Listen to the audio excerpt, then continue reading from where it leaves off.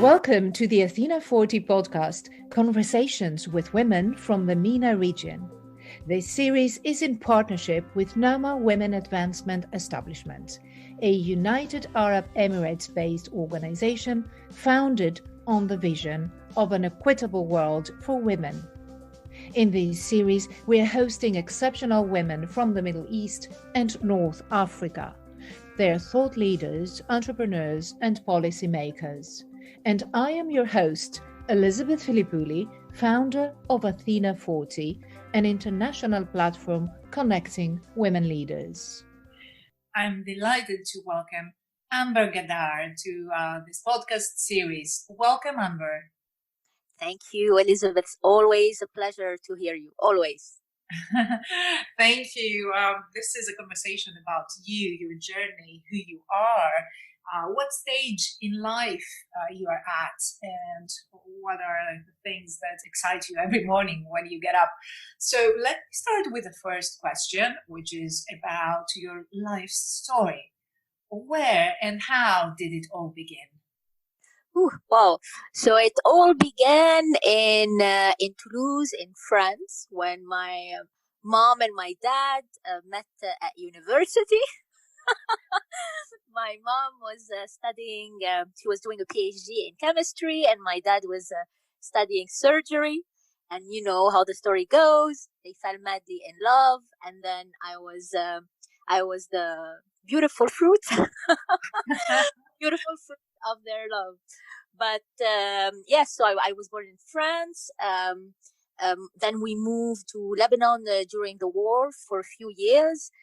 So it was like quite a shock, quite a different culture, at the time there was no electricity, no water, no nothing. And when you live in France, it's different lifestyle. But I was very lucky because both of my parents are humanist and intellectual, so we always had a lot of books in the house about science and about sociology, and these are conversation, like dinner conversations with my parents, and like our gifts when we were young. Like every time you used to get a good grade, my mom would give us like Legos and books.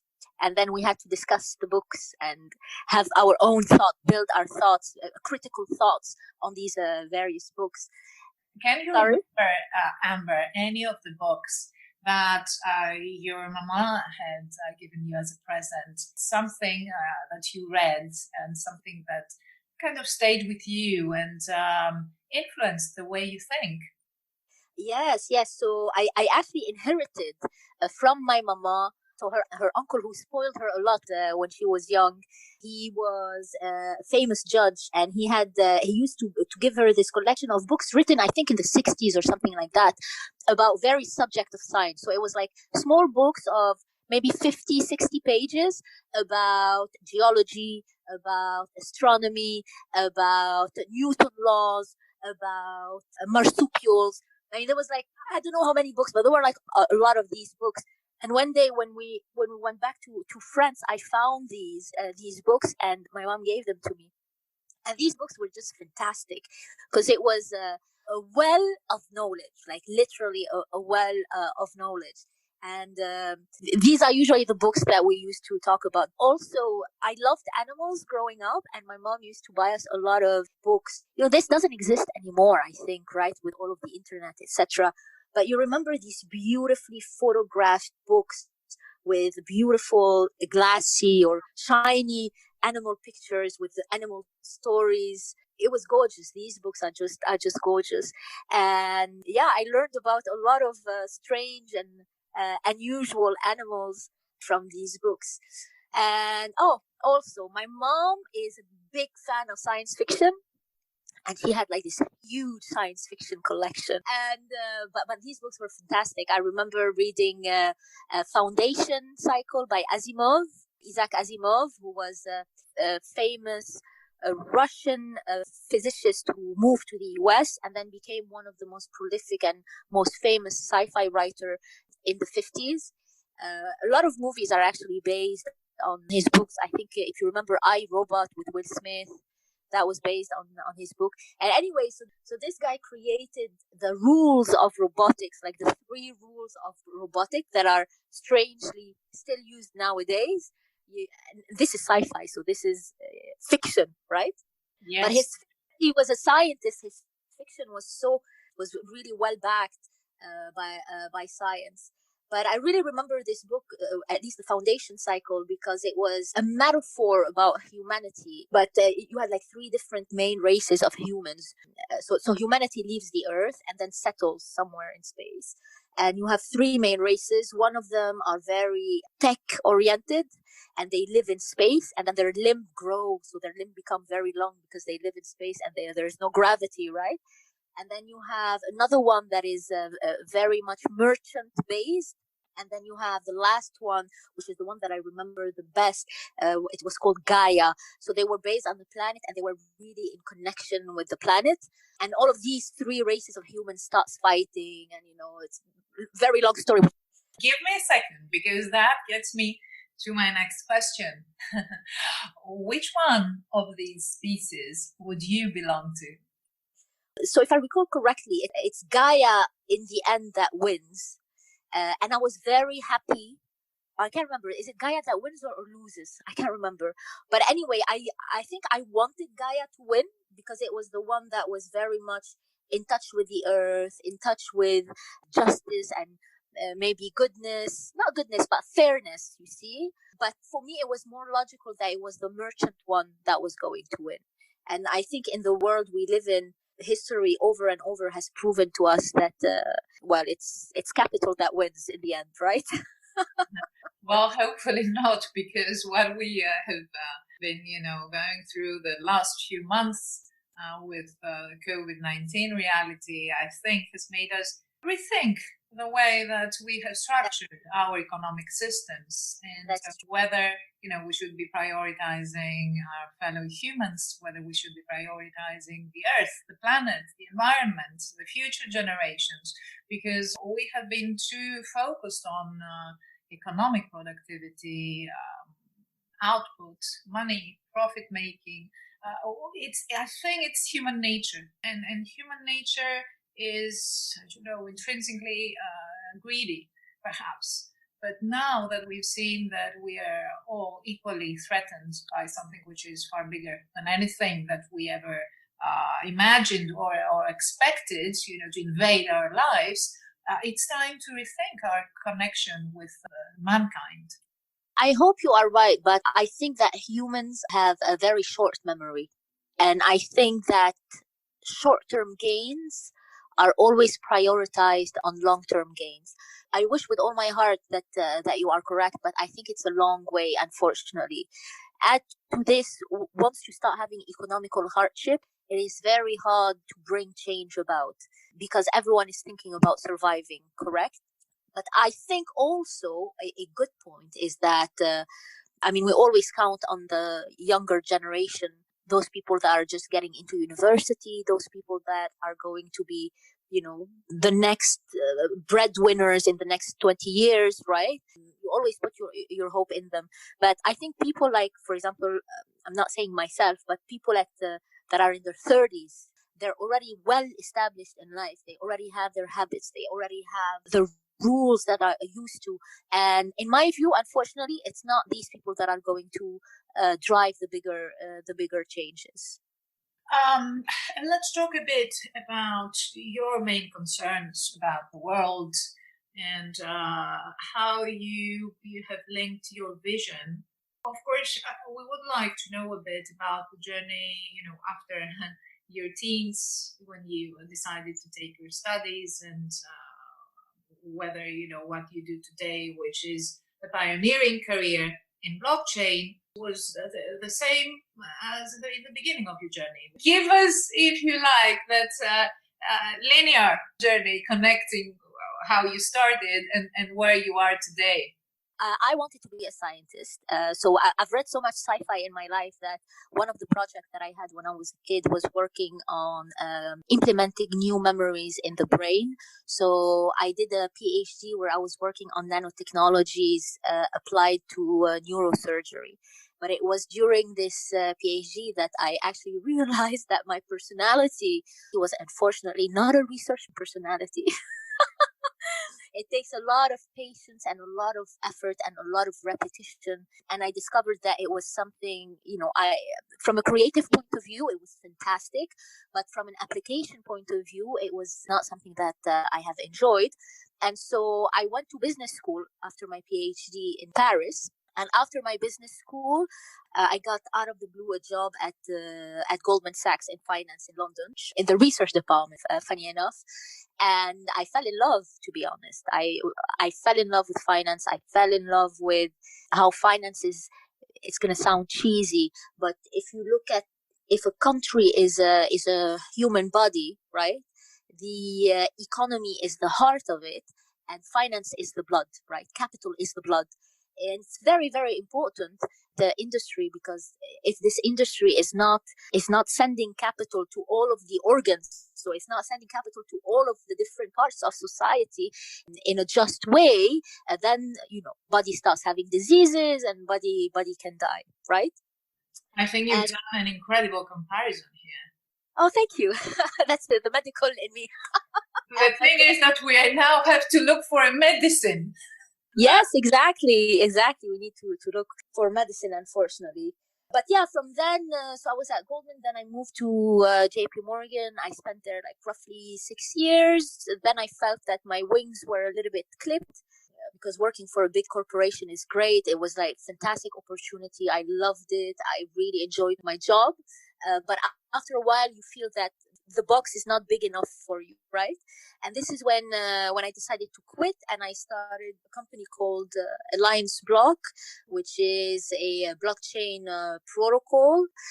Before we get there, Amber, because what you just talked about, I think it's really worth staying with a bit. You said that at some point you get into points in your career or life where you feel that your wings are clipped, you feel that the box moving inside is too small or whatever.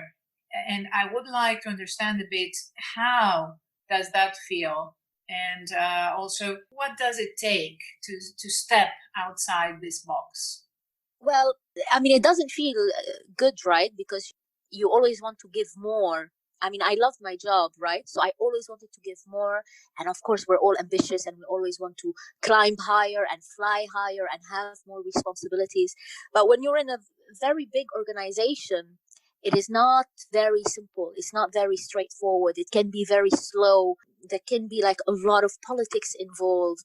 I'm not a very good person with politics. I'm a very direct, straightforward person. So working in the UK with a lot of UK people. I mean, I love English people, but they're much more diplomatic than me, let's say. So I get along very well with German and Americans because they're very straightforward. But with the UK people, usually they are much more diplomatic. They don't say things the way they are, which when I started my career in the UK, that was a big cultural shock, by the way, for me.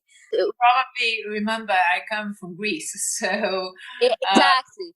We have this Mediterranean culture, or the way of positioning our thoughts and our feelings, which are very much like the Arab culture, is very direct. And it's true, and I have found it myself, my own experience working across different cultures and living in the UK. What is it now, 15 years? That sometimes there can be misunderstandings, which do not mean that you don't like the person or you don't trust, your peer. It has to do with how you phrase, how you position request or your ambition or whatever. 100%. Like, funny story. So when I started, so I come from a science background, as you can imagine, right? Which is very different industry from the financial industry. And when I started in the financial industry, everyone thought I was, too upfront, even like too aggressive, too colorful, too much, right? And I remember, I would see for example, the guys being loud on the desk when a trade doesn't go through or when there's a mistake or anything. And for me, it fitted my personality, right? To be very communicative. But I understood that, funny enough, it was not something that was, it was not something for women. It was more something for men, right? And I remember something, I will remember this all my life. When I went and I spoke about something with my boss, and he told me, "Oh, I think it's very interesting." And for me, it's very interesting. It means it's very interesting, right? So keep doing that. And one of my colleagues who was Italian at the time, he told me, Amber, you need to get a dictionary, like English to English dictionary. When a UK person tells you it's very interesting, it means please stop doing this. It's not interesting at all. They just wouldn't tell you to your face, right? That, oh, I don't like this, or don't do this. They will just tell you, oh, your idea, very interesting. And I think, actually, to be fair, this is perhaps they're being a little bit extra cautious as not to cause an insult, as not to offend the person. So, although from the culture that you come from and I come from, we have learned from a young age that we have to be open, sincere, upfront, and just speak our minds. There is a point there that someone perhaps may get hurt or insulted if they feel that their project or the way they approach things is being rejected. Both ways are good, but I think this example is to say, and I'm not judging, I'm not saying it's not good or it is good, because each culture has its own measure, and each culture is respectable based on its own measures. But I think it's very important to have a guide, of a language guide, or a sort of a habit guide when you go to a new country, because sometimes you would make mistakes when you're not realizing that you're making a mistake, because in your culture or in your education it's something different, right? So yeah, this is a little funny story. Thank you for sharing it. Let's go back to your career and how you decided to move on and launch your own venture, which is commendable, I have to say, and well done. It's not easy. The journey of launching your own entrepreneurial project can be painstaking and long one. At the same time, it's fascinating, and it takes you towards new directions and new destinations. So, when did you launch your enterprise? So that was in November 2018, where I officially quit. And that was like something that was on my mind since like already a few months before that. And in November 2018, I quit. I was with the two other co-founders, and we decided to go through this exhilarating and sometimes very joyful, sometimes very painful adventure. And why did you pick blockchain? I mean, I would say, majority of people, blockchain technology, it's still a fairly unknown industry. It's something that is being discussed a lot, specifically in connection with cryptocurrencies, and still cryptos are fairly controversial. Let's not, touch them. There is no regulation. So talk to us about blockchain through your eyes and your expertise. So for me, like, it's not the technology itself, but it's using the technology as a tool. If you think about when this crypto boom started, it was with Bitcoin after the global financial crisis of 2008. And the reason it started is because the founder of Bitcoin, for him and for a lot of people, was that the current financial system is not functioning, right? Banks are too centralized. They have too much power. There's not enough regulation. There's not enough supervision, etc.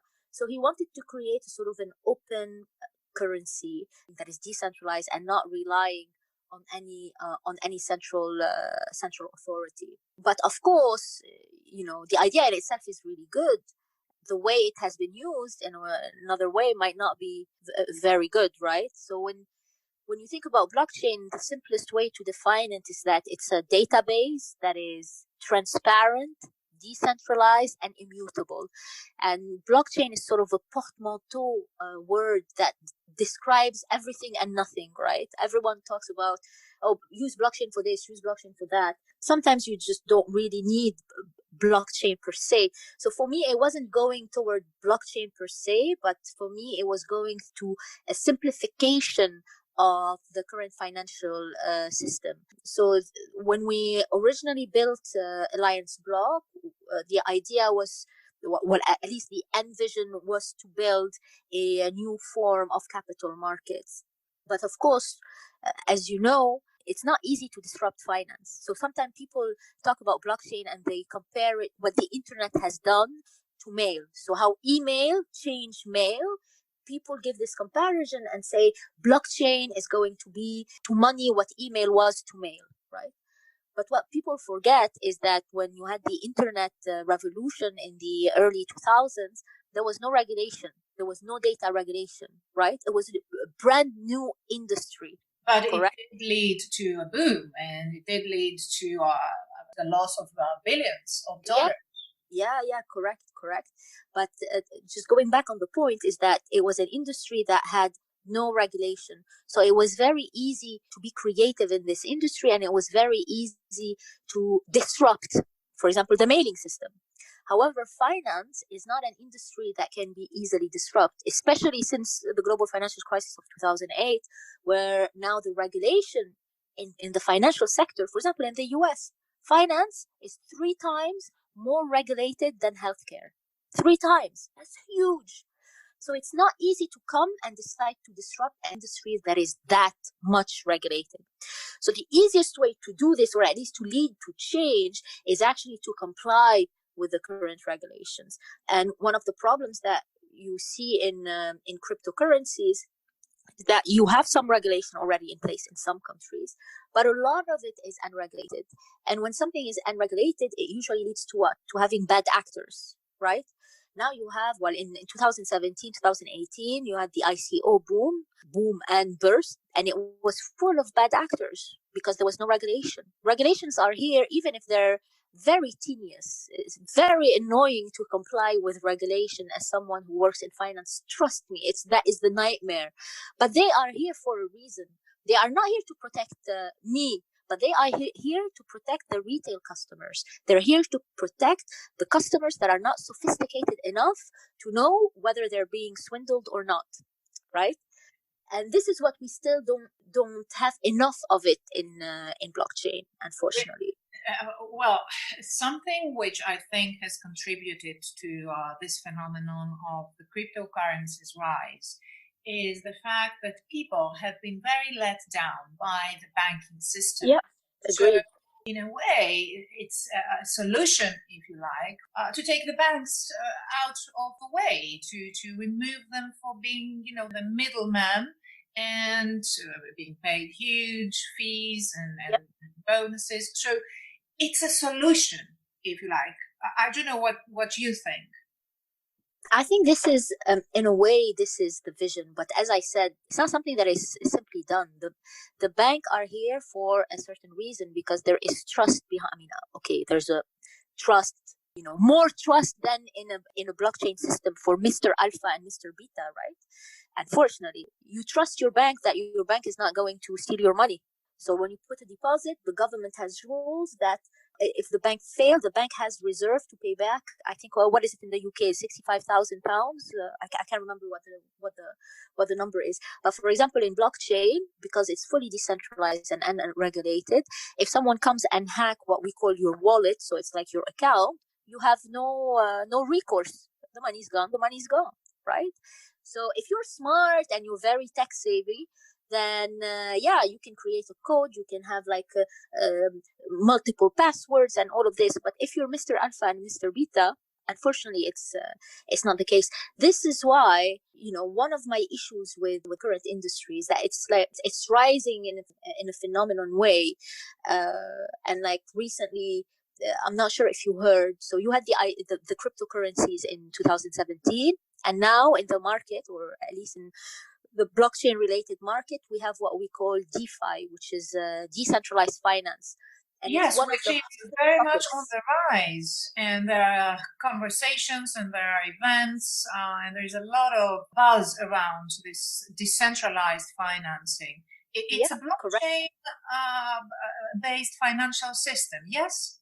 So in a way, yes. So it's a short for decentralized finance, and it includes what we call digital assets, protocol, smart contract, dApps that are built on the blockchain. So think of it as an open financial ecosystem where you or anyone, and be careful what I'm saying here, anyone can build various financial tools or services in a decentralized manner, and you can understand what the implication is by saying anyone can build, because anyone can mean someone who has good knowledge of how a financial system or how an economy works, or someone who can be a bad actor and is only here to swindle. So the way I look at it is like all of these apps that are built in a decentralized way are like a Lego. So there's different apps and you can just link them to one another like a Lego. So the idea for this is to be integrated with conventional financial structures, because what we don't want is to end up in a parallel financial system, because right now this is a parallel financial system. If you have Bitcoin on your card and you go to buy your potato or your tomato is in pounds, correct? So if Bitcoin price fluctuate and Bitcoin volatility is very, very high, well, today you can buy one potato, tomorrow you can buy 20 potato, and the day after you can buy zero potato. You need the stability in a currency. A currency become useful for as a medium of exchange is when this currency is stable, and Bitcoin is well currently not a stable currency, because there are no regulation and there are market manipulation, and there's in the end, even if blockchain is meant to be transparent, but there's a lot of lack of transparency on certain aspect of the business. It will be very interesting to observe the developments in this industry, because clearly there is a huge need or push to transform old financial products into more transparent protocols, as they call it, and to run these without intermediaries. So, of course, we see many governments and banks and financial institutions now experimenting themselves or putting their hands on this digital world and even launching their own digital currencies. So it will be an industry that is going to, I think, occupy our conversations, and it will define developments in how we transact and how we keep our money in the future.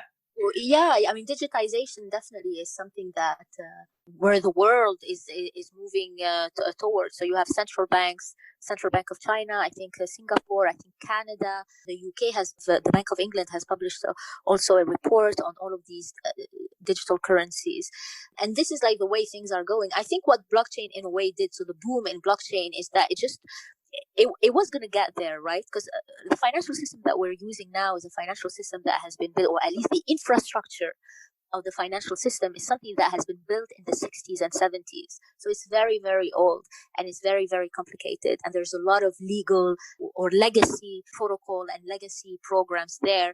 So it's, in a way, it's encouraging the behemoth of finance, because when you're a behemoth and you have a monopoly, usually changing your infrastructure is not something you're going to do, right? But it sort of forced their hands to start improving their infrastructure, which in the end is going to lead to a cut in cost for both the consumer and the bank in the end. So both sides are going to be winners.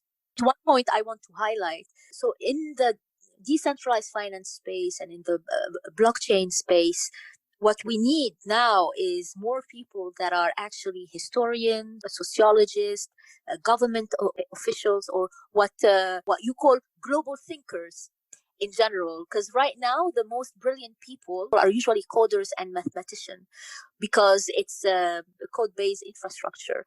But coders and mathematicians need the input of bankers, of traders, of sociologists, historians to understand, to have a long-term view of building a sustainable new financial model, which in my view we're still not there. So we need more people that don't necessarily have knowledge in technology, who can come and put their hands in the dough, as they say, put their hands in the dough to be able to mold a new financial system that is not short-sighted, but that is long-sighted. I think you just made a brilliant point, Amber, because what we have been lacking, and that's my view, in our governance and economic systems over the last few decades, perhaps, and I'm not generalizing, but I'm referring to, if you like, the dominant economic system, is values-based thinking. And if we are to redesign our economic systems, we need to take on board what is happening in our societies.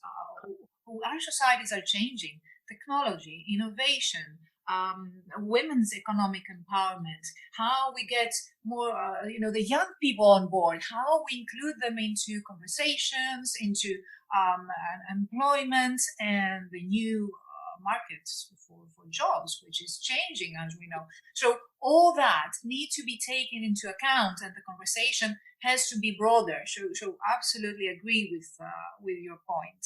Yeah, I mean, especially that we are at a point where we're going to go two ways, right? Either we're going to go through a huge destruction, or we need to find a solution to not go through this huge destruction. And I'm talking about the developed world, right?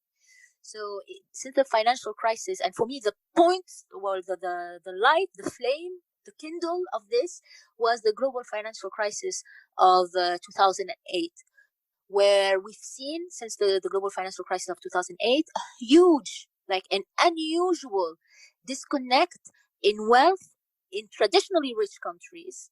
And if this is not fixed, and I think, well, it's not going to get fixed the way it's done right now, this is going to lead to social unrest, and in the end, it's going to lead to revolution. So a good example I usually like is, again, the US. In 2008, the top 10%, if you look at the top 10% of the US population in wealth term, and the bottom 50% of the US population in wealth term as well, both of them plunged. So you had a big plunge in 2008. However, if you look at in 2009, the bottom 50% has recovered a bit, but had only recovered, and listen to this, to level similar to 1973. So the total wealth of a family that is in the bottom 50% in 2019 is equivalent to the total wealth of a family in the bottom 50% in 1973. While the top 10% has not only gone beyond the wealth they had in 2008, they are now 3 times wealthier than in 1973. And this dislocation of wealth, in my view, and of course, if you look at history, is one of the main causes of social unrest. Is throughout history, when you started having revolution, is when you started having this huge disparity in wealth between the middle class and the top 10%. And well, we've seen it being translated to moves towards the extreme right or left of the political spectrums, and recently translated into violence on the street. So when you think about it, when a family is wealthy enough to live comfortably, these people will not aim for change. They will never aim for change. You only aim for change because you are in a situation where change is your only solution. And that's my number one worry. My number two worry is that we're facing a change driven by automatization that is going to wipe out a lot of jobs, and again, increase this disconnect between the bottom 50% and the top 10%. And it's reminiscent of when Margaret Thatcher moved the UK from an industrial country to a service-based country. And it's sad, it's really sad that no government is actually solving the problems. And as we say, politicians are very short-sighted, and they just aim, unfortunately, to be re-elected. But these changes that our world is going through are going to have a real impact on the stability of our societies. Let's go back to what excites you, what frustrates you, because I'm very interested in entrepreneurship and those entrepreneurial journeys which courageous people take these days. what is it that when you wake up in the morning, you're most frustrated about and most excited about? You're going to laugh, but not being able to wear a suit is something I'm frustrated about. As I said, we're creatures of habits, right? Human beings are a creature of habits. When you wake up in the morning and you do your hair and you put your suit and you go out, you grab your coffee, and this is something that I don't do anymore because I'm stuck at home. And it sort of affects you in some way, right? Because the image of yourself that you hold in yourself is the image that you see, correct? So if you see yourself every day wearing jogging and I don't know, pajamas, it's not very good. It's not very good. So I really wish we can, I really hope soon we will be able to go back to the way things were. But what really excites me nowadays is indeed, like, as Alliance Block is a decentralized finance startup, a lot of things have been happening in the field, and we've been very, very busy listing our tokens. We've been very busy with new partnerships. We've been very busy building the product. So it has indeed been very good. Great. I think we're reaching, the closure of this conversation. But before I let you go, Amber, what is the best piece of advice that you would like to share with other women? I would say the best piece of advice, I would tell them the power of no. And this is something I wish I would have learned earlier in my career. The power of no. I think women, and it's not that we are educated. We live in a society where we are always compared to princesses, right? I hate this word. I hate it. Princess. Imagine you want your daughter to be a pawn on the geopolitical chessboard. No, you should teach your daughters to be queens or empresses, to be more active, right? Princess is a passive role. A queen or empress is an active role. And this is why we always, everything around us talk about princess this and princess that. So inherently, women do not tend to say no as often as men. And this is a fact. And what I would advise women to do is to learn to say no. I don't want to do this. No, I don't agree. That is my best advice and my most valuable advice. And we didn't talk about mentoring, which I think is a very important part because it can support a woman in her journey to discover herself. So the way I see the mentor is someone who's your sounding board, someone who's there to boost your confidence, to help you figure out your strengths, your talents, and work on them and stand up for them. How important has the role of a mentor been in your life, and what are your thoughts there? I really agree. I had many mentors. Some of them were good, some of them were bad, but it's very good to have a sounding board, right? And sometimes you find yourself in a situation where you're not sure what to do, where to go, and it's good to have someone, for example, in the same industry or even in a different industry with whom you can talk about work and whom can not only give you advice but also help you connect. Like for me, mentors were a lot about connecting to people, to other people, especially when you're a junior in your career. So when you start, there's a lot of people you don't know, there's a lot of opportunities that you don't know about, and being able to have someone to guide you, because this person is older and will have a much larger network, this person will be able to guide you actually to the solution that you're looking for. And ideally your aim is to have mentors, of course, but also your aim is to have a sponsor, especially if you're working in a corporation. It is very, very important as well to have your sponsor, because the mentor is going to be someone that advises you. But in the end, this person is either not in the same sector or is not in the same company. But a sponsor is someone who is involved in your success and who will actually fight for you. And in any career, especially in corporation, again, you need to find yourself a sponsor, because without a sponsor, all of the political hierarchies, political schemes are going to be very difficult to get through, especially when it comes to, promotions and salaries and all of this.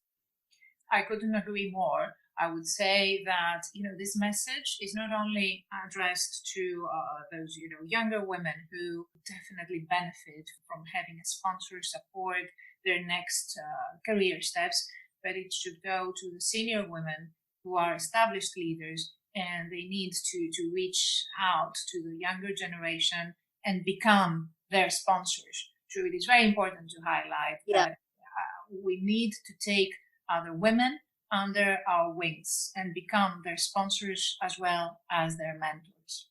Yeah, I mean, you just highlighted a very, very important point. And again, going on the princess metaphor that I gave before, like, unfortunately, women are raised, I give this other metaphor.